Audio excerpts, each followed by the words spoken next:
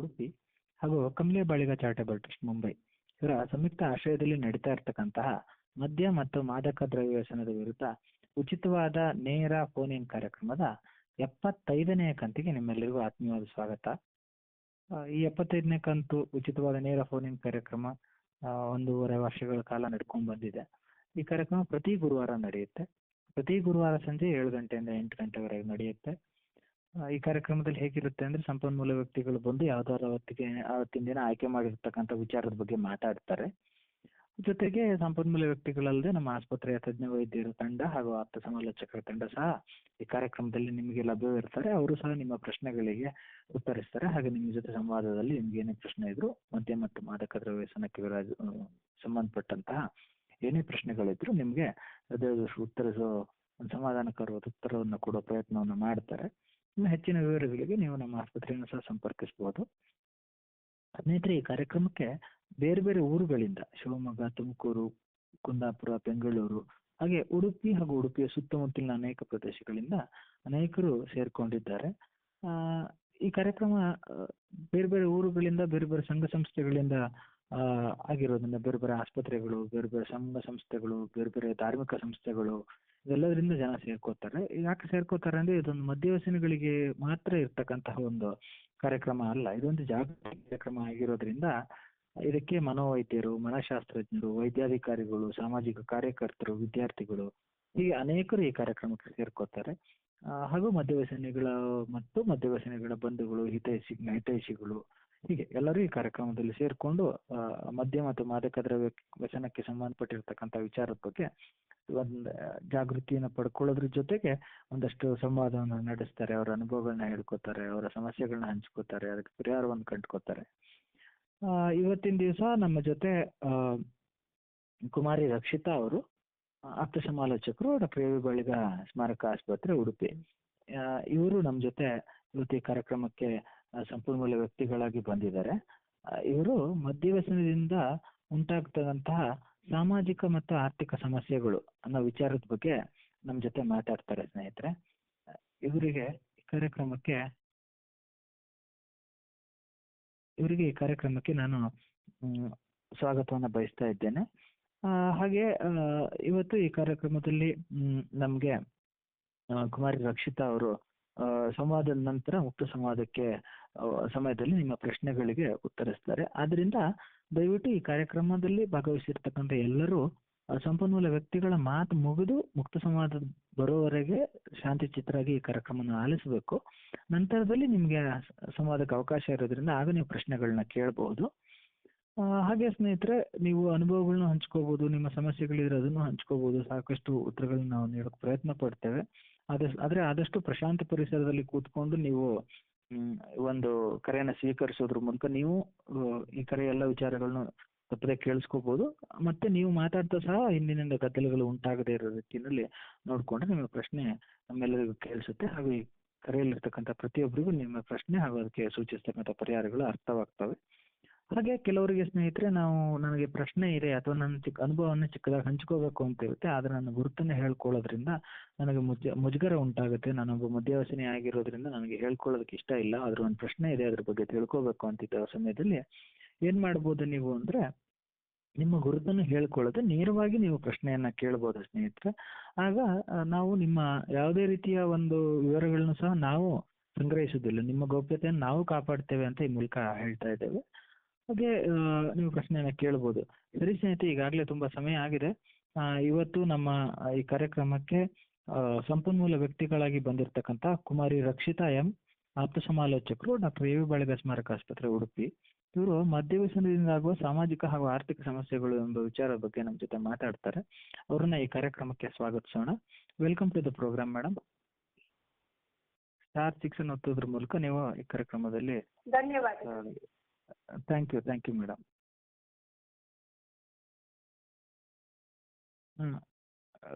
Okay, ಈಗ ಕಾರ್ಯಕ್ರಮವನ್ನು ಶುರು ಮಾಡ್ಬೋದು ಮೇಡಮ್. ಈಗ ನೀವು ಕೇಳಿಸ್ತಾ ಇಲ್ಲ? ಹಲೋ, ರಕ್ಷಿತಾ ಮೇಡಮ್, ನೀವು ಮಾತಾಡೋದು ಕೇಳಿಸ್ತಾ ಇಲ್ಲ. *6 ಒತ್ತಿದ್ರೆ ಇನ್ನೊಮ್ಮೆ ಕೇಳಿಸುತ್ತೆ. ಕೇಳಿಸ್ತಿದ್ಯಾ? ಹಾ ಕೇಳಿಸ್ತಾ ಇದೆ madam. Welcome to the programme. ಧನ್ಯವಾದಗಳು. ಎಲ್ರಿಗೂ ಶುಭ ಸಂಜೆ. ಇವತ್ತು ನಾವು ಫೋನ್ ಇನ್ ಪ್ರೋಗ್ರಾಮ್ನ 75ನೇ ಸಂಚಿಕೆಯಲ್ಲಿ ಈಗ ಇದ್ದೇವೆ. ಈ ಫೋನ್ ಇನ್ ಪ್ರೋಗ್ರಾಮ್ನಲ್ಲಿ ನಮ್ಮ ಆಸ್ಪತ್ರೆಯ ಮನೋವೈದ್ಯರು, ಆಪ್ತ ಸಂಯೋಜಕರು ಮದ್ಯಪಾನದ ಕುರಿತಾಗಿ, ಮದ್ಯಪಾನದಿಂದ ಏನೆಲ್ಲ ತೊಂದರೆಗಳಾಗ್ತದೆ, ಚಿಕಿತ್ಸೆಗಳೇನು, ತಪ್ಪು ನಂಬಿಕೆಗಳು ಅಥವಾ ಕುಡಿತದಿಂದ ಮಕ್ಕಳ ಮೇಲಾಗುವ ತೊಂದರೆಗಳು, ಈ ಎಲ್ಲ ವಿಷಯದ ಬಗ್ಗೆ ಮಾತಾಡಿರ್ತಾರೆ. ನಾನಿವತ್ತು ಕುಡಿತದಿಂದ ಏನೆಲ್ಲ ಸಾಮಾಜಿಕ ಮತ್ತು ಆರ್ಥಿಕ ತೊಂದರೆಗಳು ಆಗ್ತದೆ ಅನ್ನುವಂತಹ ವಿಷಯದ ಬಗ್ಗೆ ಮಾತನಾಡ್ತೇನೆ. ಈಗ ನಮಗೆ ಎಲ್ಲರಿಗೂ ಗೊತ್ತಿರುವ ಹಾಗೆ ಮದ್ಯಪಾನದಿಂದ ಏನೆಲ್ಲ ತೊಂದರೆಗಳು ಆಗ್ತದೆ ಅಂತ ಕೇಳಿದಾಗ ತಕ್ಷಣವೇ ನಮ್ಮ ತಲೆಗೆ ಬರುವಂಥದ್ದು ಲಿವರ್ ಸಮಸ್ಯೆ ಆಗ್ತದೆ ಅಂತ. ಹೆಚ್ಚಾಗಿ ನಾವು ಈಗ ಆಸ್ಪತ್ರೆಯಲ್ಲಿ ರೋಗಿಗಳಲ್ಲಿ ಅಥವಾ ಮದ್ಯಪಾನ ಒಳಗಾದವರಲ್ಲಿ ಏನ್ ತೊಂದರೆ ಆಗ್ತದೆ ಅಂತ ಕೇಳಿದ್ರು ಅವರು ಫಸ್ಟ್ ಹೇಳುವಂಥದ್ದು ಲಿವರ್ ಸಮಸ್ಯೆ ಆಗ್ತದೆ ಅಂತ. ಆದ್ರೆ ನಾವೆಲ್ಲ ತಿಳಿದುಕೊಳ್ಬೇಕು, ಮದ್ಯಪಾನದಿಂದ ನಮ್ಮ ದೇಹಕ್ಕೆ, ನಮ್ಮ ತಲೆ ಕೂದಲಿನಿಂದ ಹಿಡಿದು ಕಾಲಿನ ಪಾದದವರೆಗೆ ಸುಮಾರು 220ಕ್ಕಿಂತಲೂ ಜಾಸ್ತಿ ಕಾಯಿಲೆ ಬರ್ತದೆ ಅಂತ ವಿಶ್ವ ಆರೋಗ್ಯ ಸಂಸ್ಥೆ ಹೇಳ್ತದೆ. ಹಾಗೆಯೇ ಈ ಮದ್ಯಪಾನ ಮಾಡೋದ್ರಿಂದ ದೈಹಿಕ ಮತ್ತು ಮಾನಸಿಕ ಸಮಸ್ಯೆ ಮಾತ್ರ ಅಲ್ಲ, ಸಾಮಾಜಿಕ ಮತ್ತು ಆರ್ಥಿಕ ಸಮಸ್ಯೆಗೆ ಏನೆಲ್ಲ ತೊಂದರೆಗಳು ಬರ್ತದೆ ಅಂತ ಎಲ್ರಿಗೂ ತಿಳಿದಿರ್ಬೇಕು. ಮದ್ಯಪಾನಕ್ಕೆ ಯಾವುದೆಲ್ಲ ಸಾಮಾಜಿಕ ಮತ್ತು ಆರ್ಥಿಕ ಸಮಸ್ಯೆಗಳು ಸಂಬಂಧಿಸಿದೆ ಅಂತ ಹೇಳಿದ್ರೆ, ಒಂದು, ಮದ್ಯಪಾನ ಸೇವನೆ ಮಾಡೋದ್ರಿಂದ ಕೆಲಸದ ಮೇಲೆ ತೊಂದರೆ ಉಂಟಾಗ್ತದೆ. ಹಾಗೆ ಮದ್ಯವನ್ನು ಸೇವನೆ ಮಾಡೋದ್ರಿಂದ ಕುಟುಂಬದ ಮೇಲೆ ಕೂಡ ಅದು ತೊಂದರೆಯನ್ನು ಉಂಟು ಮಾಡ್ತದೆ. ಹಾಗೆ ಮದ್ಯಪಾನ ಮತ್ತು ಬಡತನ ಇವುಗಳ ನಡುವಿನ ಸಂಬಂಧ ಇವೆಲ್ಲವೂ ಕೂಡ ಸಾಮಾಜಿಕ ಮತ್ತು ಆರ್ಥಿಕ ಸಮಸ್ಯೆಗೆ ಕಾರಣ ಆಗ್ತದೆ. ಪ್ರತಿದಿನ ಲಕ್ಷಾಂತರ ಜನರು ಅವರ ಕೆಲಸ ಅಥವಾ ಚಟುವಟಿಕೆಗಳು, ಮನೆಯ ಕೆಲಸವನ್ನು ಸೇರಿಕೊಂಡು ಅನೇಕ ಜವಾಬ್ದಾರಿಗಳನ್ನು ಹೊತ್ಕೊಂಡು ಅವರು ಜೀವನವನ್ನು ಸಾಗಿಸ್ತಾ ಇರ್ತಾರೆ.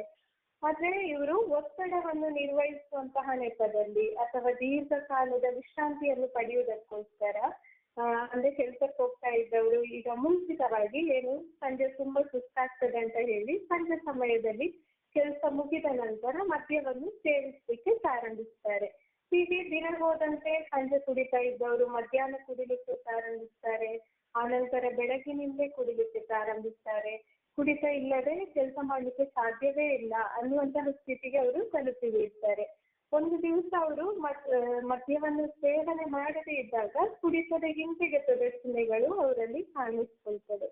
ಇದರಲ್ಲಿ ಮುಖ್ಯವಾಗಿ 2 ವಿಧಗಳಿವೆ. ಒಂದು, ಸಣ್ಣ ಮಟ್ಟದ ಹಿಂತೆಗೆತದ ಚಿಹ್ನೆಗಳು, ಹಾಗೆ ಎರಡನೇದು ದೊಡ್ಡ ಮಟ್ಟದ ಹಿಂತೆಗೆತದ ಚಿಹ್ನೆಗಳು. ಸಣ್ಣ ಮಟ್ಟದ ಹಿಂತೆಗೆತದ ಚಿಹ್ನೆಗಳು ಮದ್ಯಪಾನ ಮಾಡುವವರು ಒಂದು ದಿವಸ ಮದ್ಯಪಾನವನ್ನು ಸೇವಿಸದೇ ಇದ್ದರೆ ಸುಸ್ತಾಗುವಂಥದ್ದು, ಕೈಕಾಲು ನಡುಗುವಂಥದ್ದು, ವಾಕರಿಕೆ ಬರುವಂಥದ್ದು, ಸರಿಯಾಗಿ ನಿದ್ದೆ ಬರದೇ ಇರುವಂಥದ್ದು, ಇವೆಲ್ಲವೂ ಕೂಡ ಸಣ್ಣ ಮಟ್ಟದ ಹಿಂತೆಗೆತದ ಚಿಹ್ನೆಗಳು.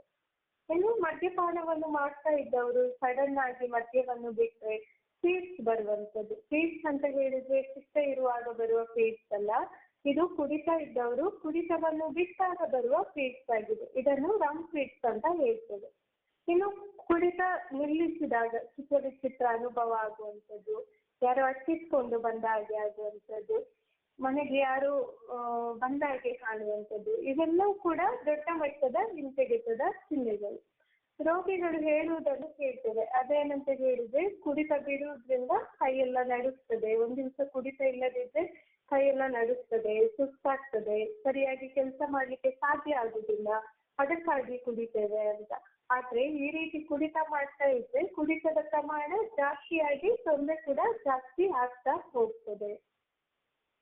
ಇನ್ನು ಮದ್ಯಪಾನವನ್ನು ಸೇವಿಸುವುದರಿಂದ ಅದು ಕೇವಲ ಮದ್ಯವನ್ನು ಕುಡಿಯುವ ವ್ಯಕ್ತಿಯ ಮೇಲೆ ಮಾತ್ರ ಪರಿಣಾಮ ಬೀರುವುದಲ್ಲ, ಜೊತೆಗೆ ಅವನ ಸುತ್ತಮುತ್ತಲಿನ ಪರಿಸರ ಆಗಿರ್ಬೋದು, ಕುಟುಂಬ ಆಗಿರ್ಬೋದು, ಇತರ ವ್ಯಕ್ತಿಗಳು ಅಥವಾ ಆರ್ಥಿಕ ಸಮಸ್ಯೆಯನ್ನು ಕೂಡ ಇದು ಉಂಟು ಮಾಡ್ತದೆ. ಉದಾಹರಣೆ ಏನು, ಮದ್ಯವನ್ನು ಸೇವಿಸಿ ವ್ಯಕ್ತಿ ವಾಹನ ಅಪಘಾತಕ್ಕೆ ಒಳಗಾದ್ರೆ ಅದು ಕೇವಲ ಅವನಿಗೆ ಮಾತ್ರ ತೊಂದರೆ ಆಗುವುದಲ್ಲ, ಜೊತೆಗೆ ಇತರರಿಗೂ ಕೂಡ ಅದು ತೊಂದರೆ ಆಗ್ತದೆ. ಹಾಗೆ ಮನೆಯಲ್ಲಿ ಹೆಂಡತಿಯ ಮೇಲೆ ಕೂಡ ಪರಿಣಾಮ ಬೀರ್ಬೋದು. ಹೆಂಡತಿಗೆ ಏನಾದ್ರೂ ತೊಂದರೆ ಆದ್ರೆ, ಹೊಟ್ಟೆ ನೋವಾದ್ರೆ ಅವರನ್ನು ಸರಿಯಾಗಿ ನೋಡ್ಕೊಳ್ಳದೆ ಚಿಕಿತ್ಸೆ ಕೊಡದೇ ಇದ್ರೆ ಅದು ಮುಂದೆ ಒಂದು ದೊಡ್ಡ ಪರಿಣಾಮವನ್ನು ಬೀರ್ಬೋದು. ಅಥವಾ ತನ್ನ ಗಂಡನ ಜೊತೆ ಆಕೆ ಕೂಡ ಮದ್ಯಪಾನಕ್ಕೆ ಒಳಗಾಗ್ಬೋದು. ಮನೆಯ ಮೇಲೆ, ಕುಟುಂಬದ ಮೇಲೆ ಇದು ಏನು ತೀವ್ರ ಪೆಟ್ಟು ಬೀಳ್ಬೋದು. ಮಕ್ಕಳನ್ನು ಯಾರು ಸರಿಯಾಗಿ ನೋಡ್ಕೊಳ್ಳೋದಂತಾಗ್ಬೋದು, ಮಕ್ಕಳು ಕೂಡ ದುಶ್ಚಟಕ್ಕೆ ಬಲಿಯಾಗ್ಬೋದು. ಈಗ ಅಪ್ಪ ಅಮ್ಮ ಕುಡಿತಾ ಇದ್ದಾರೆ ಅಂತ ಹೇಳಿ ಮಕ್ಕಳು ಶಿಕ್ಷಣದಿಂದ ವಂಚಿತರಾಗ್ತಾರೆ. ಕಳ್ಳತನ ಇಂತಹ ಚಟಗಳಿಗೆ ಮಕ್ಕಳು ಕೂಡ ಬಲಿಯಾಗ್ಬೋದು. ಇನ್ನು ಕೆಲಸದ ಸ್ಥಳದಲ್ಲಿ ವ್ಯಕ್ತಿ ಮದ್ಯವನ್ನು ಸೇವಿಸುವುದರಿಂದ ಏನೆಲ್ಲ ತೊಂದರೆ ಆಗ್ತದೆ ಅಂತ ನೋಡುವ. ಕೆಲಸದ ಸಂದರ್ಭದಲ್ಲಿ ಮದ್ಯವನ್ನು ಮಾಡುವವರಲ್ಲಿ ಮುಖ್ಯವಾಗಿ 2 ವಿಧ ಇದೆ. ಒಂದು, ಕೆಲಸಕ್ಕೆ ಹೋಗುವ ಮುಂಚೆ ಕುಡಿದು ಹೋಗುವಂಥದ್ದು. 2ನೇದು, ಕೆಲಸ ಮಾಡ್ತಾ ಇರುವಾಗಲೇ ಮದ್ಯವನ್ನು ಸೇವನೆ ಮಾಡುವಂಥದ್ದು. ಇದೆರಡು ಆತನ ಕೆಲಸದ ಮೇಲೆ ತೊಂದರೆಯನ್ನು ಉಂಟು ಮಾಡ್ತದೆ. ಅದೇಗಂತ ಹೇಳಿದ್ರೆ ಆತ ಸಹೋದ್ಯೋಗಿಯರನ್ನು ಕೂಡ ಆತ ತೊಂದರೆಗೆ ಒಳಪಡಿಸ್ಬೋದು, ತೊಂದರೆಗೆ ಸಿಲುಕಿಸ್ಬೋದು. ಮದ್ಯವನ್ನು ಸೇವಿಸಿದ ಅಮಲಿನಲ್ಲಿ ಅವನು ಯಂತ್ರಗಳನ್ನು ಉಪಯೋಗಿಸುವುದಾದ್ರೆ ಸರಿಯಾಗಿ ಯಂತ್ರಗಳನ್ನು ಉಪಕರಣ ಬಳಸಲಿಕ್ಕೆ ಸಾಧ್ಯ ಆಗೋದಿಲ್ಲ. ಇದರಿಂದ ನಾನು ಏನ್ ಮಾಡ್ಬೇಕು ಏನ್ ಮಾಡ್ಬಾರ್ದು ಅಂತ ತಿಳಿಯದೆ ಅಪಘಾತಗಳು ಸಂಭವಿಸ್ತದೆ. ಮತ್ತು ಕೆಲಸದಿಂದ ಹಿಂದುಳಿಯುವಂಥದ್ದು, ತನ್ನ ಜವಾಬ್ದಾರಿಯನ್ನು ನಿಭಾಯಿಸದೇ ಇರುವಂಥದ್ದು, ಬೇಜವಾಬ್ದಾರಿಯನ್ನು ತೋರಿಸುವಂಥದ್ದು. ಹೀಗೆ ಕುಡಿತದ ಅಮಲಿನಲ್ಲಿ ಬೇಜವಾಬ್ದಾರಿಯಿಂದ ಖಾಲಿ ಪೇಪರ್ಗೆ ಸೈನ್ ಹಾಕಿ ಅದೆಷ್ಟೋ ಮಂದಿ ಅವರ ಆಸ್ತಿಯನ್ನು ಕಳ್ಕೊಂಡಿರುವಂತಹ ಉದಾಹರಣೆ ಇದೆ. ಹಾಗೆಯೇ ಕೆಲಸದ ಸ್ಥಳದಲ್ಲಿ ಸಹೋದ್ಯೋಗಿಗಳ ಜೊತೆ ಜಗಳ ಆಡುವಂಥದ್ದು, ನಾನು ಮಾಡಿದ ತಪ್ಪಾಗಿದ್ದು ನಾನು ಮಾಡಿದ್ದೇ ಸರಿ ಅಂತ ಹೇಳಿ ವಾದ ಮಾಡುವಂಥದ್ದು. ತನ್ನ ಇತರ ಸಹೋದ್ಯೋಗಿಗಳನ್ನು ಕೂಡ ಆತ ದುಶ್ಚಟಕ್ಕೆ ಒಳಪಡಿಸ್ತಾರೆ. ಸುಮಾರು ಭಾರತದಲ್ಲಿ 40% ಕೆಲಸದ ಅಪಘಾತಗಳು ಈ ಮದ್ಯ ವ್ಯಸನದಿಂದಲೇ ಸಂಭವಿಸ್ತದೆ. ಇನ್ನು ಕೆಲವು ಸಮಸ್ಯೆಗಳು ಉದ್ಯೋಗ ಸ್ಥಳದಲ್ಲಿ ಆಗ್ಬಹುದು. ಅದು ಅತಿಯಾದ ಕುಡಿತದಿಂದ ಕೆಲಸ ಮಾಡ್ಲಿಕ್ಕೆ ಸಾಧ್ಯ ಆಗದೇ ಇರುವಂಥದ್ದು, ಕೆಲಸದ ಸ್ಥಳದಲ್ಲೇ ಮಲಗುವಂಥದ್ದು, ಕೆಲಸಕ್ಕೆ ತಡವಾಗಿ ಹೋಗುವಂಥದ್ದು, ಕೆಲಸದ ಸಮಯದಲ್ಲಿ ಆ ಸ್ಥಳದಲ್ಲಿ ಇರಲು ಹೊರಗಡೆ ಹೋಗುವಂಥದ್ದು ಇವೆಲ್ಲ, ಅಥವಾ ಕಳಪೆ ನಿರ್ಧಾರವನ್ನು ತೆಗೆದುಕೊಳ್ಳುವಂಥದ್ದು, ಗೈರು ಹಾಜರುಗಳಾಗಿರ್ಬೋದು. ಕುಡಿತಕ್ಕೆ ಒಳಗಾದವರು ಸರಿಯಾಗಿ ಕೆಲಸಕ್ಕೆ ಹೋಗದೆ ಪದೇ ಪದೇ ರಜೆ ಮಾಡುವಂಥದ್ದು. ಯಾಕಂತ ಹೇಳಿದ್ರೆ ಅವರಿಗೆ ಕುಡಿತದಿಂದ ಆರೋಗ್ಯ ಸರಿ ಇಲ್ಲದೆ ಇರುವುದರಿಂದ. ಕುಡಿತದಲ್ಲಿ ಸಮಸ್ಯೆ ಇರುವ ಕೆಲಸಗಾರರು ಕೆಲಸದಲ್ಲಿ ಗಾಯ ಸಂಬಂಧಿತ ರಜೆಯನ್ನು ತೆಗೆದುಕೊಳ್ಳುವುದು, ಕೆಲಸಕ್ಕೆ ಹೋಗ್ಲಿಕ್ಕೆ ಮನಸ್ಸೇ ಇಲ್ಲದೆ ಇರುವಂಥದ್ದು, ಇಡೀ ದಿನ ಕುಡಿತದ ಗುಂಗಿನಲ್ಲೇ ಇರುವಂಥದ್ದು. ಇನ್ನು ಕೆಲಸದಲ್ಲಿ ಆಗುವ ಅಪಘಾತಗಳು, ನಾನು ಆಗಲೇ ಹೇಳಿದಾಗ ಸುಮಾರು 40% ಕೆಲಸದ ಅಪಘಾತಗಳು ಈ ಮದ್ಯ ವ್ಯಸನದಿಂದಲೇ ಸಂಭವಿಸ್ತದೆ. ಹಾಗೆ ಮಾರಣಾಂತಿಕ ಅಪಘಾತಗಳು ಕೂಡ ಇದರಿಂದ ನಡೀತದೆ. ಇನ್ನು ಉತ್ಪಾದನೆ, ಕೆಲಸದಲ್ಲಿ ಈ ಅತಿಯಾದ ಮದ್ಯಪಾನವು ಉತ್ಪಾದನೆಯನ್ನು ಕಡಿಮೆ ಮಾಡ್ತದೆ. ಮೊದಲು ಕುಡಿತ ಇಲ್ಲದ ಸಂದರ್ಭದಲ್ಲಿ ಅವನು ಯಾವ ರೀತಿ ದುಡಿತಾ ಇರ್ತಾನೋ ಆ ರೀತಿ ದುಡಿಲಿಕ್ಕೆ ಅವನಿಗೆ ಸಾಧ್ಯ ಆಗುದಿಲ್ಲ. ಆಗ ಉತ್ಪಾದನೆಯಲ್ಲಿ ಕಡಿಮೆ ಆಗ್ತದೆ, ಅವನು ಮಾಡುವ ಕೆಲಸ ಕೂಡ ಕಡಿಮೆ ಆಗ್ತದೆ. ಹಾಗೆ ಕುಡಿತದಿಂದಾಗಿ ಅವನ ಜೊತೆ ಕೆಲಸ ಮಾಡುವವರಲ್ಲಿ ಕೂಡ ಅವನಿಗೆ ಒಳ್ಳೆಯ ರೀತಿಯ ಸಂಬಂಧ ಇಲ್ಲದೆ ಇರುವಂಥದ್ದು. ಈ ಸಮಸ್ಯೆಯಿಂದ ಅವರಿಗೆ ಯಾವುದೇ ಜವಾಬ್ದಾರಿಯನ್ನು ತೆಗೆದುಕೊಳ್ಳಲಿಕ್ಕೆ ಸಾಧ್ಯ ಆಗದೇ ಇರುವಂಥದ್ದು ಇವೆಲ್ಲ.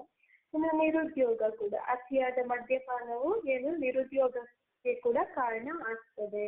ಕುಡಿತಕ್ಕೆ ಒಳಗಾದ ವ್ಯಕ್ತಿ ಸರಿಯಾಗಿ ಆತ ಕೆಲಸ ಮಾಡದೆ ಅಥವಾ ಕೆಲಸದ ಸ್ಥಳದಲ್ಲಿ ಜಗಳ ಮಾಡಿ ತುಂಬಾ ಮಂದಿ ಅವರ ಕೆಲಸವನ್ನು ಕಳ್ಕೊಳ್ತಾರೆ. ಆಮೇಲೆ ಈ ಕುಡಿತ ಎನ್ನುವ ಚಟದಿಂದ ಅವರಿಗೆ ಕೆಲಸಗಳು ಸಿಗದೇ ಇರ್ಬೋದು. ಆಗ ಅವನ ಕುಡಿತ ಮೊದಲಿಗಿಂತ ಇನ್ನೂ ಜಾಸ್ತಿ ಆಗ್ತದೆ. ಅವನಿಗೆ ಕೆಲಸದಲ್ಲಿ ಇನ್ಕ್ರಿಮೆಂಟ್ ಆಗುದಿಲ್ಲ, ಕುಡಿತದಿಂದ ಪ್ರಮೋಷನ್ ಸಿಗದೇ ಇರುವಂಥದ್ದು, ಹೀಗೆಲ್ಲ ತೊಂದರೆಗಳು ಆಗ್ತದೆ. ಇನ್ನು ಕುಡಿತದ ಅಮಲಿನಲ್ಲಿ ಇತರರೊಂದಿಗೆ ಅಥವಾ ಮಹಿಳೆಯರೊಂದಿಗೆ ಅಸಭ್ಯವಾಗಿ ನಡೆದುಕೊಳ್ಳುವಂಥದ್ದು, ಅಸಭ್ಯವಾಗಿ ಕಮೆಂಟ್ ಪಾಸ್ ಮಾಡುವುದು, ಅವರ ಬಗ್ಗೆ ಕೆಟ್ಟ ಕೆಟ್ಟ ಮೆಸೇಜ್ ಅನ್ನು ಬೇರೆಯವರಲ್ಲಿ ಹೇಳುವಂಥದ್ದು, ಸನ್ನೆ ಮಾಡುವಂಥದ್ದು, ಸಹೋದ್ಯೋಗಿಗಳನ್ನು ಲೈಂಗಿಕವಾಗಿ ಪ್ರಚೋದಿಸುವಂಥದ್ದು. ಕುಡಿತದಿಂದಾಗಿ ತನ್ನ ಕೆಲಸದ ಮೇಲಾಧಿಕಾರಿಗಳು ಅಥವಾ ಸೂಪರ್ವೈಸರ್ಗಳಿಗೆ ಎದುರುತ್ತರ ಕೊಡುವಂಥದ್ದು, ಡಿಸಾಬಿಡಿಯೆಂಟ್ ಆಗಿರುವಂಥದ್ದು, ಗೌರವ ಕೊಡದೇ ಇರುವಂಥದ್ದು, ಅವರ ಬಗ್ಗೆ ಕೆಟ್ಟ ವಿಷಯಗಳನ್ನು ಹೇಳುವಂಥದ್ದು, ಪದೇ ಪದೇ ಕೆಲಸವನ್ನು ಚೇಂಜ್ ಮಾಡುವುದು, ಇತರರನ್ನು ದೂಷಿಸುವಂಥದ್ದು, ನನ್ನ ಮನೆಯವರು ಸರಿ ಇಲ್ಲ, ನನ್ನ ಜೊತೆ ಕೆಲಸ ಮಾಡುವವರು ಸರಿ ಇಲ್ಲ, ಅವರಿಗೆಲ್ಲ ಹೊಟ್ಟೆ ಕಿತ್ತು, ಹೀಗೆಲ್ಲ. ಈ ರೀತಿಯಾಗಿ ಎಲ್ಲ ಮದ್ಯಪಾನದಿಂದ ಉದ್ಯೋಗ ಕ್ಷೇತ್ರದಲ್ಲಿ ತೊಂದರೆ ಆಗ್ತದೆ. ಇನ್ನು ಮದ್ಯವನ್ನು ಸೇವನೆ ಮಾಡುವುದರಿಂದ ಕುಟುಂಬದ ಮೇಲೆ ಹೇಗೆ ಪರಿಣಾಮ ಬೀರ್ತದೆ ಅಂತ ನೋಡೋಣ. ನಾನು ಆಗ್ಲೇ ಹೇಳಿದಾಗೆ ಕುಟುಂಬದಲ್ಲಿ ಒಬ್ಬ ವ್ಯಕ್ತಿ ಮದ್ಯಪಾನ ಮಾಡ್ತಾ ಇದ್ರೆ ಅದು ಕೇವಲ ಅವನ ಮೇಲೆ ಮಾತ್ರ ತೊಂದರೆ ಅಲ್ಲದೆ ಕುಟುಂಬದಲ್ಲಿರುವ, ಮನೆಯಲ್ಲಿರುವ ಎಲ್ಲ ಸದಸ್ಯರ ಮೇಲೆ ಕೂಡ ಒಂದಲ್ಲ ಒಂದು ರೀತಿಯ ಸಮಸ್ಯೆಯನ್ನು ಅದು ಉಂಟು ಮಾಡ್ತದೆ. ಒಬ್ಬ ವ್ಯಕ್ತಿಯು ಪೋಷಕನಾಗಿ ಅಥವಾ ಮನೆಯ ಒಬ್ಬ ಸದಸ್ಯನಾಗಿ ಕಾರ್ಯನಿರ್ವಹಿಸ್ತಾ ಇರ್ತಾನೆ. ಅವನು ಯಾವ ರೀತಿ ಕೊಡುಗೆ ನೀಡ್ತಾನೆ ಎಂಬುದನ್ನು ಈ ಕುಡಿತವು ದುರ್ಬಲಗೊಳಿಸ್ತದೆ. ಮದ್ಯಪಾನಕ್ಕೆ ಒಳಗಾದ ವ್ಯಕ್ತಿ ದಿನಾಲು ಕುಡಿದು ಬಂದು ಮನೆಯಲ್ಲಿ ಜಗಳ ಆಡುವಂಥದ್ದು, ಹೆಂಡತಿ ಮಕ್ಕಳಿಗೆ ಹೊಡೆಯುವಂಥದ್ದು, ಹೆಂಡತಿಯ ಮೇಲೆ ಸಂಶಯ ಪಡುವಂಥದ್ದು, ಮನೆಯ ವಸ್ತುಗಳನ್ನೆಲ್ಲ ಸಿಟ್ಟಿನಿಂದ ಹುಡಿ ಮಾಡುವಂಥದ್ದು, ಸರಿಯಾಗಿ ದುಡಿಯದೆ ಮನೆಯ ಜವಾಬ್ದಾರಿಯನ್ನು ನಿರ್ವಹಿಸದೇ ಇರುವಂಥದ್ದು, ಹೆಂಡತಿ ಮಕ್ಕಳಿಗೆ ಸರಿಯಾದ ಸಮಯವನ್ನು ನೀಡದೇ ಇರುವಂಥದ್ದು. ಒಬ್ಬ ವ್ಯಕ್ತಿ ಕುಡಿಯುವಾಗ ಅದು ಪ್ರಾಥಮಿಕವಾಗಿ ಅವರ ತಾಯಂದಿರು ಅಥವಾ ಹೆಂಡತಿಯ ಮೇಲೆ ಪರಿಣಾಮ ಬೀರ್ತದೆ. ಮತ್ತೆ ಅವರ ಆದಾಯಕ್ಕೆ ಕೂಡ ಹೆಚ್ಚಿನ ಪೆಟ್ಟು ಬೀಳ್ತದೆ. ಇದರಿಂದ ಕುಟುಂಬ ಜೀವನದ ಮೇಲೆ ಇತರ ಕುಟುಂಬದ ಸದಸ್ಯರಿಗೆ ಆತಂಕ, ಭಯ ಮತ್ತು ಖಿನ್ನತೆಯಂತಹ ಮಾನಸಿಕ ಆರೋಗ್ಯ ಸಮಸ್ಯೆಗಳು ಬರುವ ಸಾಧ್ಯತೆ ಇರ್ತದೆ.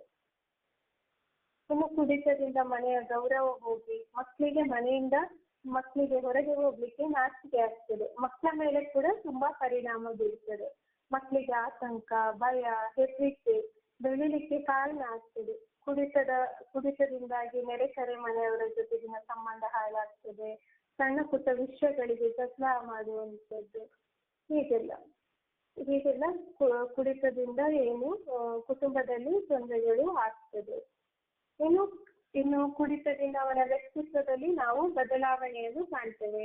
ತುಂಬಾ ಸಾಲ ಮಾಡುವಂಥದ್ದು, ದೊಡ್ಡ ರಿಸ್ಕ್ಗಳನ್ನು ತೆಗೆದುಕೊಳ್ಳುವಂಥದ್ದು, ತನ್ನ ಕುಡಿತದಿಂದಾಗಿ ಆಗಿರುವ ಸಾಲಗಳನ್ನು ಮರೆಮಾಚಲಿಕ್ಕೆ ಇತರ ಮೂಲಗಳಿಂದ ಸಾಲಗಳನ್ನು ತೆಗೆಯುವಂಥದ್ದು, ಕೆಲವೊಮ್ಮೆ ಅನಾಗತ್ಯ ಖರ್ಚು ಮಾಡುವುದು.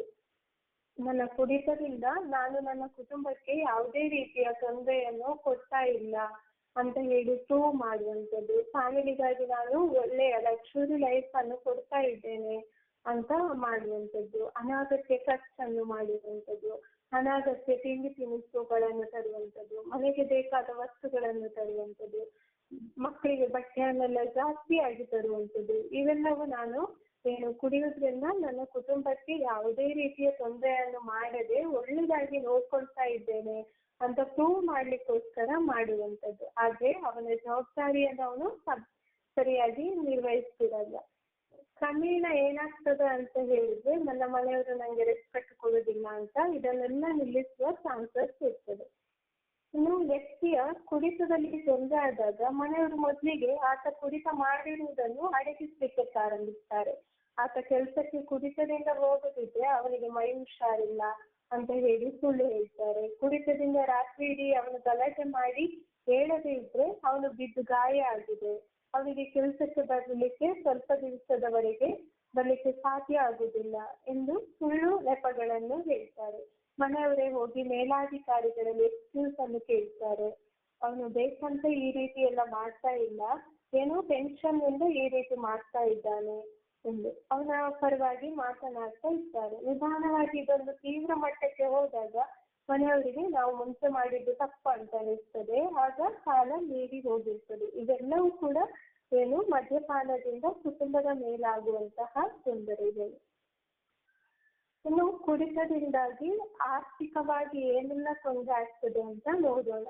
ಕುಡಿತದ ಅಮಲಿನಲ್ಲಿ ಜೂಜಾಟ ಆಡುವಂಥದ್ದು, ಹಣವನ್ನು ಹಾಳು ಮಾಡುವಂಥದ್ದು, ಬೆಟ್ ಕಟ್ಟಿ ಆಡುವಂಥದ್ದು, ಮನೆಯವರ ಒಡವೆಗಳನ್ನೆಲ್ಲ ಅಡ ಇಡುವಂಥದ್ದು, ಮನೆಯ ವಸ್ತುವನ್ನೆಲ್ಲ ಮಾಡುವುದು. ನಾನು ಆಗ ಹೇಳಿದಾಗೆ ಅತಿಯಾದ ಕುಡಿತದಿಂದ ಕೆಲಸ ಇಲ್ಲದೆ ಇರುವಂಥದ್ದು, ದುಡಿಯುವ ಹಣವನ್ನೆಲ್ಲ ಕುಡಿತಕ್ಕಾಗಿ ಬಳಸುವಂಥದ್ದು.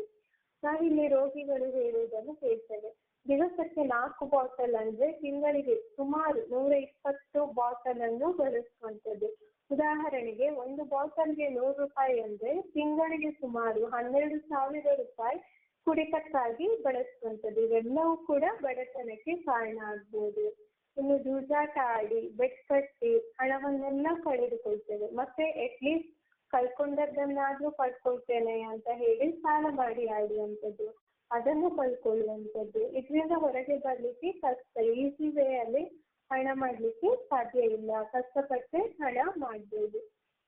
ರೋಗಿಗಳಲ್ಲಿ ಒಂದು ತಪ್ಪು ಕಲ್ಪನೆ ಇದೆ. ಅದೇನಂತ ಹೇಳಿದ್ರೆ, ಕುಡಿತ ಮಾಡಿದ್ರೆ ಗಟ್ಸ್ ಬರ್ತದೆ, ರೆಸ್ಟ್ ಕೊಡ್ತಾರೆ. ಆದ್ರೆ ಕುಡಿತದಿಂದಾಗಿ ಅವನ ಜೊತೆ ಮುಂಚೆ ಇದ್ದ ಸ್ನೇಹ ಸಂಬಂಧಗಳು ದೂರ ಆಗ್ತದೆ.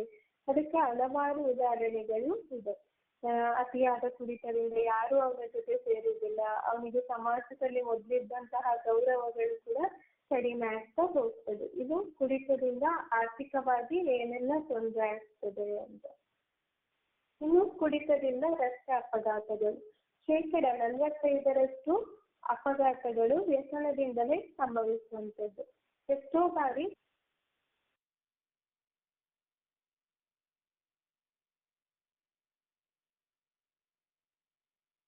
ಕೇಳಿಸ್ತಾ ಇಲ್ಲ ಮೇಡಮ್,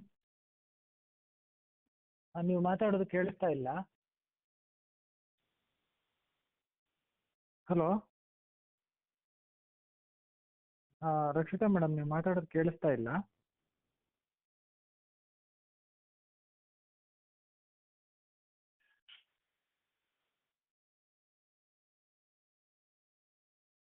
ನೀವು ಮಾತಾಡೋದು ಕೇಳಿಸ್ತಾ ಇಲ್ಲ ಮೇಡಮ್.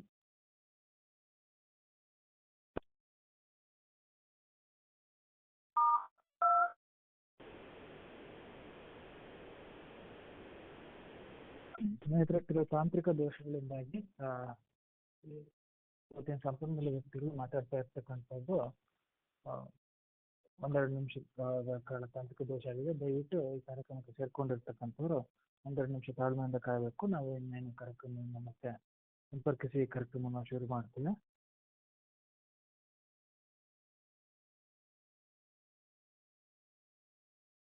ಮೇಡಮ್, ನೀವು ಮಾತಾಡ್ತಿರೋದು ಕೇಳಿಸ್ತಾ ಇಲ್ಲ. ಕೇಳಿಸ್ತಿದ್ಯಾ? ಈಗ ಕೇಳಿಸ್ತಾ ಇದೆ ಮೇಡಮ್, ಈಗ ಕೇಳಿಸ್ತಾ ಇದೆ. ಕೇಳಿಸ್ತಿರ್ಲಿಲ್ಲ ಇಷ್ಟು ಒಂದು ನಿಮಿಷದಿಂದ. ರಸ್ತೆ ಅಪಘಾತಗಳ ಬಗ್ಗೆ ಹೇಳ್ತಾ ಇದ್ರಿ, ಅದು ಕೇಳಿಸ್ತಿರ್ಲಿಲ್ಲ. ಹೌದು. ಇನ್ನು ನೆಕ್ಸ್ಟ್ ನೋಡ್ಬೇಕಾದ್ರೆ ಕುಡಿತದಿಂದಾಗುವ ರಸ್ತೆ ಅಪಘಾತಗಳು. 45% ಅಪಘಾತಗಳು ವ್ಯಸನದಿಂದಲೇ ಸಂಭವಿಸುತ್ತದೆ. ಎಷ್ಟೋ ಬಾರಿ ಕುಡಿತದಿಂದ ಪಾದಚಾರಿಗಳು, ಅಮಾಯಕರು ಬಲಿಯಾಗುವುದನ್ನು ನಾವು ಕಾಣ್ತೇವೆ. ಒಬ್ಬರಿಂದಾಗಿ ಇನ್ನೊಬ್ಬ ಬಲಿಯಾಗುವುದು ಸಮಾಜಕ್ಕೆ ಪ್ರತ್ಯಕ್ಷ ಆಗಿ ಅಲ್ಲದಿದ್ದು ಪರೋಕ್ಷ ಆಗಿ ಆಗುವುದನ್ನು ಕಾಣ್ತೇವೆ. ನ್ಯಾಷನಲ್ ಕ್ರೈಮ್ ರೆಕಾರ್ಡ್ನ ಪ್ರಕಾರ ನಮ್ಮ ದೇಶದಲ್ಲಿ 45% ಅಪಘಾತಗಳು ಈ ಮದ್ಯ ವ್ಯಸನದಿಂದಲೇ ಆಗ್ತದೆ. ನೀವು ಒಮ್ಮೆ ಊಹಿಸಿ, ಆಗುವ ಅಪಘಾತದಲ್ಲಿ ಅರ್ಧದಷ್ಟು ಅಪಘಾತ ಮದ್ಯ ವ್ಯಸನದಿಂದ ಎಂದು. 100 ಜನ ರಸ್ತೆ ಅಪಘಾತದಿಂದ ಸಾಯ್ತಾರಂದ್ರೆ ಅರ್ಧದಷ್ಟು ಜನ ಕುಡಿತದಿಂದ ಪ್ರತ್ಯಕ್ಷವಾಗಿ ಅಥವಾ ಪರೋಕ್ಷವಾಗಿ ವ್ಯಸನದಿಂದಲೇ ಅವರಿಗೆ ತೊಂದರೆ ಆಗುವಂಥದ್ದು. 6 ಜನ ಕಾಲೇಜ್ ಮಕ್ಕಳು ವಾಹನ ಚಲಾಯಿಸುವವರಾದ್ರೆ ಅದರಲ್ಲಿ ಒಬ್ಬ ವ್ಯಸನದಿಂದಲೇ ವಾಹನ ಚಲಾಯಿಸ್ತಿರ್ತಾನೆ. ನಾವೀಗ ಕುಡಿತದಿಂದ ಏನೆಲ್ಲ ಸಾಮಾಜಿಕವಾಗಿ, ಕುಟುಂಬದಲ್ಲಿ ಆರ್ಥಿಕವಾಗಿ ಏನೆಲ್ಲ ತೊಂದರೆಗಳು ಆಗ್ತದೆ ಅಂತ ನೋಡಿದ್ವಿ. ಇನ್ನು ಪರಿಹಾರ ಕ್ರಮಗಳನ್ನು ನೋಡುವ. ಮೊದಲಿಗೆ ಹಣವನ್ನು ನಾವು ಯಾವ ರೀತಿ ನಿರ್ವಹಣೆ ಮಾಡ್ಬೋದು ಅಂತ ಹೇಳಿ ನೋಡುವ. ಹಣದಿಂದ ಸಂತೋಷವನ್ನು ತರಲಿಕ್ಕೆ ಸಾಧ್ಯ ಇಲ್ಲ, ಆದ್ರೆ ಹಣ ಇಲ್ಲದೆ ನೆಮ್ಮದಿಯಾಗಿ ಬದುಕಲಿಕ್ಕೆ ಕೂಡ ಸಾಧ್ಯ ಇಲ್ಲ. ಎಲ್ಲ ಮದ್ಯವ್ಯಸನಿಗಳ ಜೀವನದಲ್ಲಿ ಒಂದು ಪರಿಣಾಮವನ್ನು ಬೀರುವಂತಹ ಒಂದು ಕ್ಷೇತ್ರ ಅಂದ್ರೆ ಅದು ಹಣಕಾಸು. ದಿನನಿತ್ಯದ ಅಗತ್ಯತೆಗಳನ್ನು ಪೂರೈಸಲಿಕ್ಕೆ ಸಾಧ್ಯ ಆಗದೇ ಇದ್ದಾಗ, ಹಣ ಇಲ್ಲದಿದ್ದಾಗ ಸಾಲಗಳನ್ನು ಮಾಡಿ ನಮ್ಮನ್ನು ಅದು ಕುಡಿಯುವ ಸ್ಥಿತಿಗೆ ಕರೆದೊಯ್ತದೆ. ಆದ್ರಿಂದ ನಾವು ಹಣಕಾಸನ್ನು ನಿರ್ವಹಣೆ ಮಾಡಬೇಕು. ಉದಾಹರಣೆ ನಾನು ಒಂದು ಕಥೆಯ ಮೂಲಕ ಹೇಳ್ತೇನೆ. ಒಂದು ವಸಂತ ಕಾಲದಲ್ಲಿ ಮಿಡತೆ ಕುಣಿತ, ಹಾಡ್ತಾ, ವಿಶ್ರಾಂತಿ ಪಡಿತಾ ಇರ್ತದೆ. ಆ ಸಮಯದಲ್ಲಿ ಮಿಡತೆ ಇರುವೆಗಳು ಕೆಲಸದಲ್ಲಿ ಬ್ಯುಸಿ ಆಗಿರುವುದನ್ನು ನೋಡಿ ನೀವೇನ್ ಮಾಡ್ತಾ ಇದ್ದೀರಿ ಅಂತ ಇರುವೆಗಳಲ್ಲಿ ಕೇಳ್ತದೆ. ಹಾಗೆ ಇರುವೆ, ನಾವು ಚಳಿಗಾಲಕ್ಕಾಗಿ ಆಹಾರವನ್ನು ಶೇಖರಿಸಿಡ್ತಿದ್ದೇವೆ ಅಂತ ಇರುವೆಗಳು ಮಿಡತೆಗೆ ಹೇಳ್ತದೆ. ಆಗ ಮಿಡತೆ ಹೇಳ್ತದೆ, ಈಗ ಬೇಕಾದಷ್ಟು ಆಹಾರ ಇದೆ, ನೀವು ಮತ್ತೆ ಉಳಿಸ್ಬೋದು ಅಂತ. ಆಗ ಒಂದು ಇರುವೆ ಹೇಳ್ತದೆ, ಇನ್ನು ಮುಂದೆ ಬರುವಂತಹ ಚಳಿಗಾಲ ತುಂಬಾ ಶೀತ ಮತ್ತು ತುಂಬಾ ಸಮಯದವರೆಗೆ ಇರ್ತದೆ ಅಂತ. ಆಗ ಮಿಡತೆ, ನೀವೆಲ್ಲ ಮೂರ್ಖರು ಅಂತ ಹೇಳಿ ಅಲ್ಲಿಂದ ಹೊರಟು ಹೋಗ್ತದೆ. ನಿಧಾನವಾಗಿ ಚಳಿಗಾಲವು ಪ್ರಾರಂಭ ಆಗ್ತದೆ. ಸಮಯ ಕಳೆದಂತೆ ಮಿಡತೆಗೆ ತಿನ್ಲಿಕ್ಕೆ ಏನೂ ಆಹಾರ ಸಿಗುದಿಲ್ಲ. ಮಿಡತೆ ಇರುವೆಯನ್ನು ಭೇಟಿ ಮಾಡಿ ಈ ರೀತಿಯಾಗಿ ಹೇಳ್ತದೆ, ಇದು ಅಸಹ್ಯವಾದ ಚಳಿಗಾಲ ಅಂತ. ಆಗ ಇರುವೆ ಹೇಳ್ತದೆ, ನಿನಗೆ ಕೂಡ ಈಗ ಹಸಿದಿರಬೇಕು ಎಂದು. ನಾವು ಅವತ್ತು ಶೇಖರಿಸಿಟ್ಟ ಆಹಾರ ನಮಗೆ ಈಗ ಸಾಕಾಗ್ತದೆ. ಆಗ ಮಿಡತೆ ಅದರ ಬೇಜವಾಬ್ದಾರಿಗೆ ಪಶ್ಚಾತ್ತಾಪ ಪಡ್ತದೆ. ಆಮೇಲೆಯಿಂದ ಉಳಿಸ್ಬೇಕು ಅಂತ ಅದು ಕೂಡ ಯೋಚಿಸ್ಲಿಕ್ಕೆ ಪ್ರಾರಂಭಿಸ್ತದೆ. ಈಗ ಮದ್ಯ ವ್ಯಸನಕ್ಕೆ ಒಳಗಾದವರು ಕೂಡ ತುಂಬಾ ಮಂದಿ ಈ ಮಿಡತೆಯಂತೆ ನಾಳೆಯ ಬಗ್ಗೆ ಅವರು ಯೋಚನೆ ಮಾಡದೆ ಬದುಕ್ತಾರೆ. ನಾವು ಕೂಡ ಇರುವೆಯಂತೆ ನಮ್ಮ ಖರ್ಚುಗಳನ್ನು ಯೋಚಿಸಿ ಭವಿಷ್ಯಕ್ಕಾಗಿ ಉಳಿಸಬೇಕಾಗಿದೆ. ಯಾವುದೇ ಯೋಜನೆಗಳಿಲ್ಲದೆ ಬದುಕುವುದು ನಮ್ಮನ್ನು ಇನ್ನಷ್ಟು ಸಮಸ್ಯೆಗೆ ಕೊಂಡೊಯ್ತದೆ. ಇನ್ನು ಹಣಕಾಸು ನಿರ್ವಹಣೆಗಾಗಿ ಮಾರ್ಗಗಳು. ಒಂದು, ಸಿಗುವ ಆದಾಯದಲ್ಲಿ ಬದುಕುವಂಥದ್ದು. ಅಗತ್ಯಕ್ಕಿಂತ ಹೆಚ್ಚಿನ ಖರ್ಚುಗಳನ್ನು ಮಾಡುವುದರಿಂದ ಸಾಲಗಳು ಜಾಸ್ತಿ ಆಗ್ಬೋದು. ಅದರಿಂದ ಇತರರೊಂದಿಗೆ ಸಾಲ ಮಾಡದೆ ಅವನ ಸಾಮರ್ಥ್ಯದಲ್ಲಿ ಅವನು ದುಡಿಯುವುದರಿಂದ ಸಿಗುವ ಹಣವನ್ನು ಅರ್ಥಪೂರ್ಣವಾಗಿ ಖರ್ಚು ಮಾಡುವಂಥದ್ದು ಮತ್ತು ಸಾಕಷ್ಟು ಉಳಿಸಲಿಕ್ಕೆ ಪ್ರಯತ್ನಿಸುವಂಥದ್ದು. ಎರಡನೇದು ಬಜೆಟ್. ಕುಟುಂಬದಲ್ಲಿ ಹಿರಿಯರ ಜೊತೆ ಅಥವಾ ಮನೆಯ ಸದಸ್ಯರ ಜೊತೆಗೆ ಚರ್ಚಿಸಿ ಬಜೆಟ್ ಅನ್ನು ತಯಾರಿಸುವಂಥದ್ದು. ಇದು ಅನವಶ್ಯಕವಾದ ಖರ್ಚುಗಳು ಆಗದಂತೆ ನೋಡ್ಕೊಳ್ತದೆ. ಸಾಲದ ಮರುಪಾವತಿಯನ್ನು ಯೋಜಿಸ್ಲಿಕ್ಕೆ ಇದು ಸಹಾಯ ಮಾಡ್ತದೆ. ಯಾವುದು ಕೂಡ ವ್ಯರ್ಥ ಆಗದಂತೆ ನೋಡ್ಕೊಳ್ಳಿಕ್ಕೆ ಉತ್ತಮ ಮಾರ್ಗ ಅಂತ ಹೇಳಿದ್ರೆ, ತಿಂಗಳ ಆರಂಭದಲ್ಲಿ ನಮಗೆ ಯಾವುದೆಲ್ಲ ಅವಶ್ಯಕತೆಗಳಿದೆ ಅದಕ್ಕಾಗಿ ಖರ್ಚು ಮಾಡುವಂಥದ್ದು. ಉದಾಹರಣೆಗೆ ತಿಂಗಳಿಗೆ ಹಾಲಿಗಾಗಿ, ಮನೆ ಬಾಡಿಗೆಗಾಗಿ, ಮಕ್ಕಳ ಶೈಕ್ಷಣಿಕ ವೆಚ್ಚಕ್ಕಾಗಿ ಪಾವತಿಸುವಂಥದ್ದು, ಸಾಲದ ಮರುಪಾವತಿ ಅಥವಾ ಉಳಿತಾಯ ಖಾತೆಗಳಿಗೆ ಪಾವತಿಸುವಂಥದ್ದು.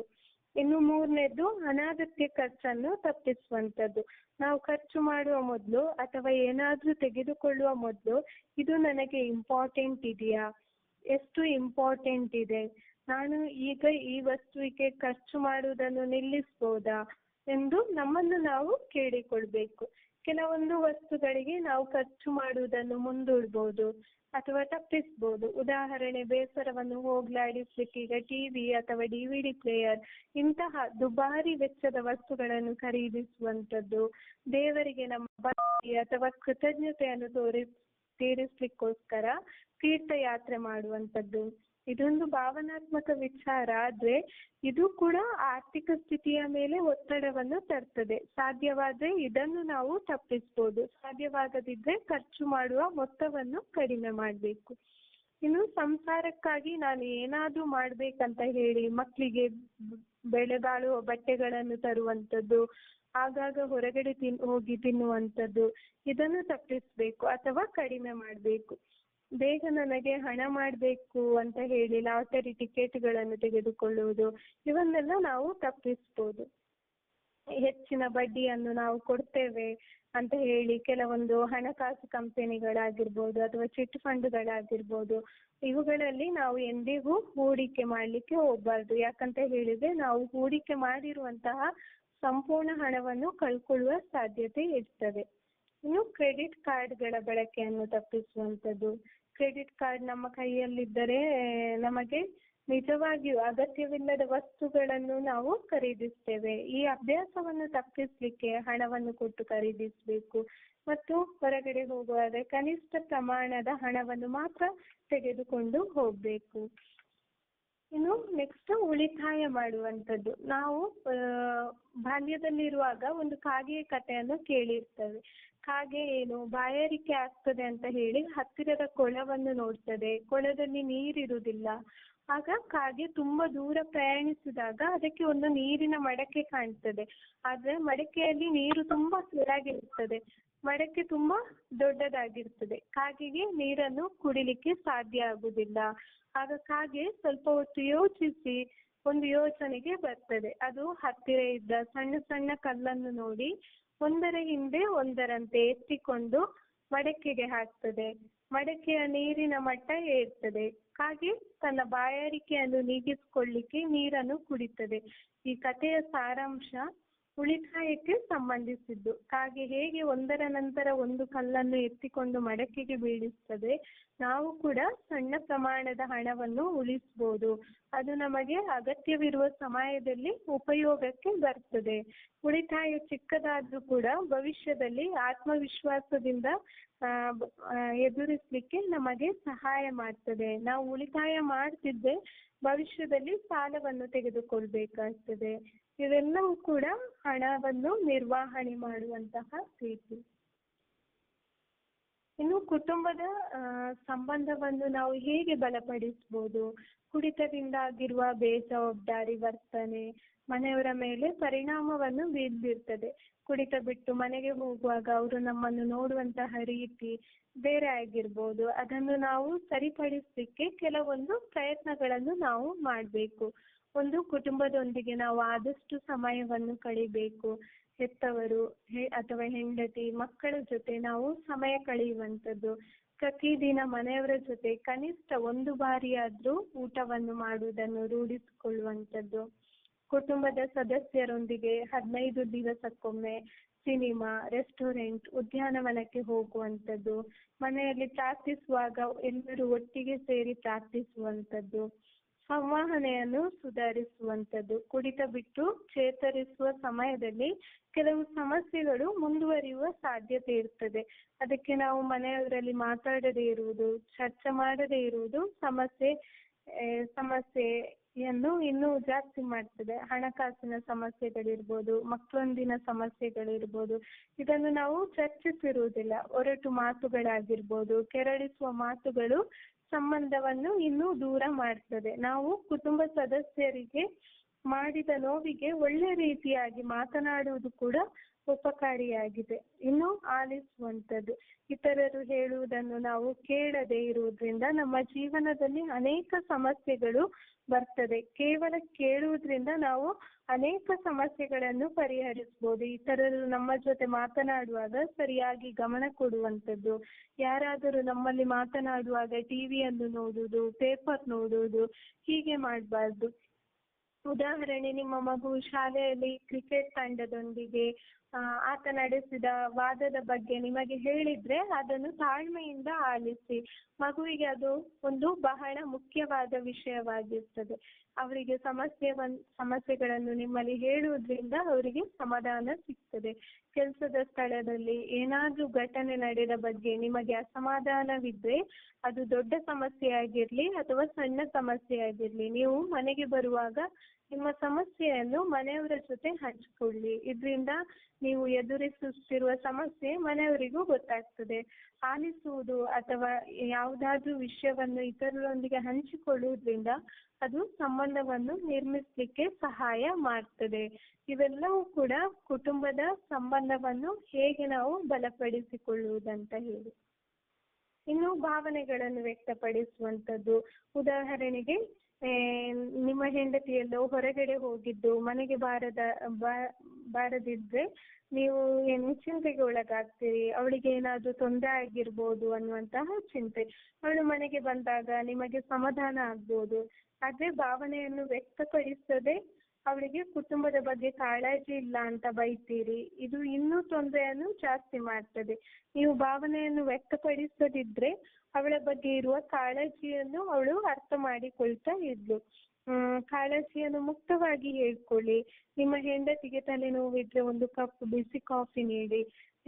ನಿಮ್ಮ ಮಗು ಶಾಲೆಗೆ ಹೋಗುವಾಗ ಲೇಟ್ ಆದ್ರೆ ಅವಳನ್ನು ಶಾಲೆಗೆ ಬಿಡಿ. ಇವೆಲ್ಲವೂ ಕೂಡ ಕುಟುಂಬದ ಸಂಬಂಧವನ್ನು ಬಲಪಡಿಸಿಕೊಳ್ಳುವಂತಹ ರೀತಿ. ಇನ್ನು ಕೊನೆಯದಾಗಿ ನಾನು ಹೇಳುವುದೇನಂತ ಹೇಳಿದ್ರೆ, ವ್ಯಸನ ಅನ್ನುವಂಥದ್ದು ಒಂದು ಕೊಂಡಿಯಂತೆ.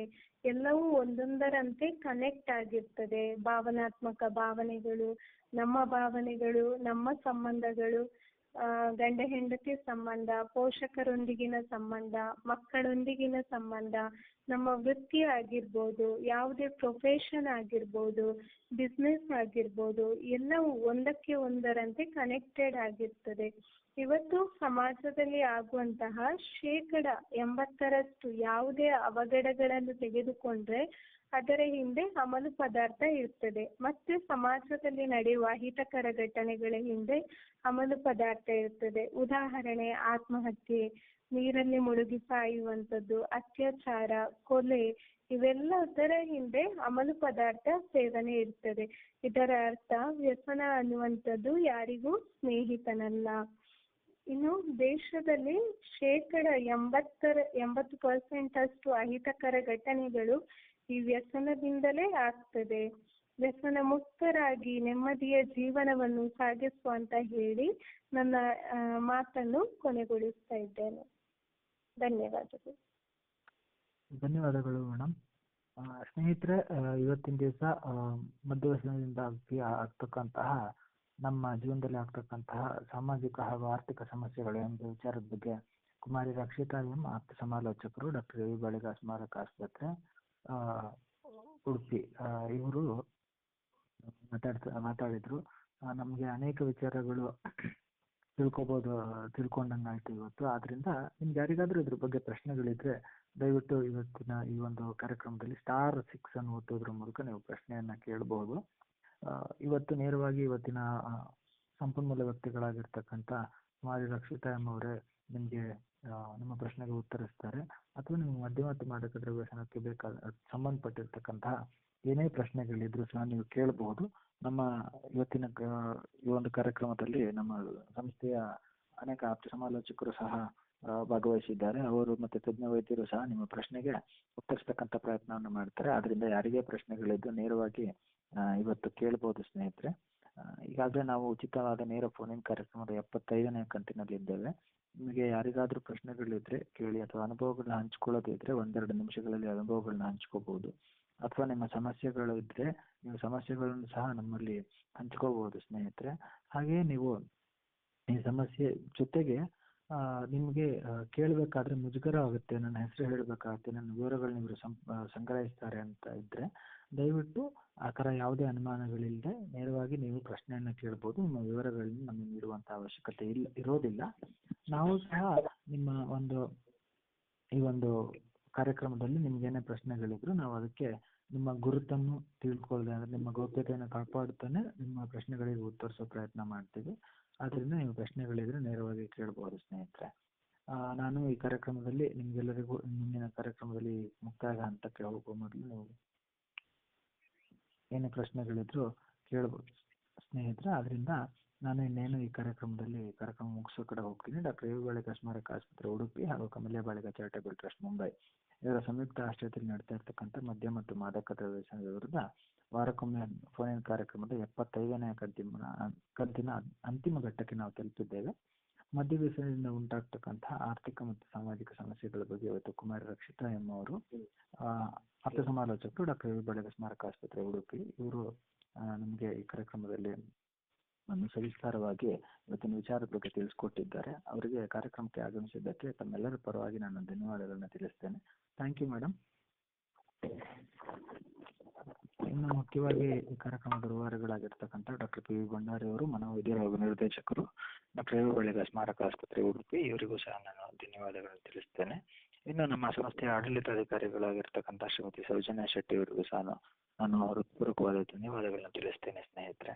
ಜೊತೆಗೆ ಈ ಕಾರ್ಯಕ್ರಮದ ಸಂಯೋಜನೆ ಜವಾಬ್ದಾರಿಯನ್ನು ಹೊತ್ತಿರ್ತಕ್ಕಂಥ ಶ್ರೀಮತಿ ಪದ್ಮಾ ರಾಘವೇಂದ್ರ ಅವರಿಗೂ, ಹಾಗೂ ಈ ಕಾರ್ಯಕ್ರಮದ ಪೂರಕವಾದ ಆಫೀಸ್ ವರ್ಕ್, ಸಾಮಾಜಿಕ ಜಾಲತಾಣ ನಿರ್ವಹಣೆ, ಹೀಗೆ ಈ ಕಾರ್ಯಕ್ರಮದ ಪ್ರಚಾರ ನಿರ್ವಹಣೆ ಮತ್ತು ಈ ಕಾರ್ಯಕ್ರಮಕ್ಕೆ ಬೇಕಾದ ಪೂರಕ ವ್ಯವಸ್ಥೆಗಳನ್ನು ಮಾಡಿಕೊಟ್ಟಿರ್ತಕ್ಕಂತಹ ದೀಪಾಶ್ರೀ ಅವರು, ಶ್ವೇತಾ ಅವರು, ರಮನಾಥ್ ಅವರು ಹಾಗೂ ಅನಿಲ್ ಅವರು, ಇವರಿಗೂ ಸಹ ನಾನು ವಿಶೇಷವಾದ ಧನ್ಯವಾದಗಳನ್ನ ಸಲ್ಲಿಸ್ತೇನೆ.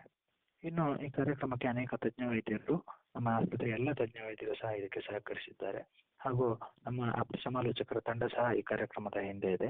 ಅವರಿಗೂ ಸಹ ನಾನು ಧನ್ಯವಾದಗಳನ್ನು ತಿಳಿಸ್ತೇನೆ.